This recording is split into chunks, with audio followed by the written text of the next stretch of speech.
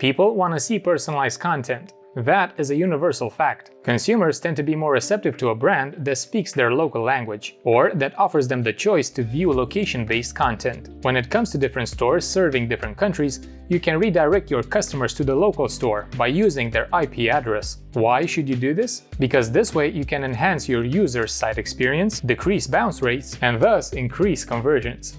With Vitals, it's easy to expand your sales internationally and redirect customers to a local store based on their IP address. You can also restrict visitors from certain locations from accessing your shop. All you need to do is open the app, click on Create New Rule, and choose to redirect customers from or from outside a country to a specific URL. Let's say you only want to sell your products to customers from the United States, so you add a rule to redirect all visitors from outside the US to Google. I'll pick the condition, choose the country, and enter this URL. I'll then switch my VPN to Germany and try to access the store. As you can see, I was redirected to Google. Coming back to the app, this last option is important if you run several stores targeting different markets that have an identical link structure.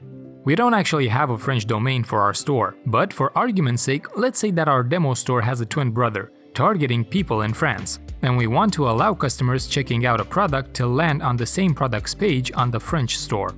I'll delete the initial rule, target people from France to be redirected to shop.vitals.fr to the exact URL. Again, since shop.vitals.fr doesn't exist, I'm going to use google.com as a placeholder, so you guys can see what's happening. I'll then go to a product link, copy it, open the VPN app to set my location to France, and load that URL. As you can see, the app redirected me to the corresponding URL on our non-existent French store. It changed the first part of the link to what we set in the app, in this case google.com, and left the rest intact. If you found this video helpful, make sure you subscribe to the channel as we post new videos every single week. If we can help with anything, please let us know. Our customer support team is available 24/7. Thanks for watching and see you soon.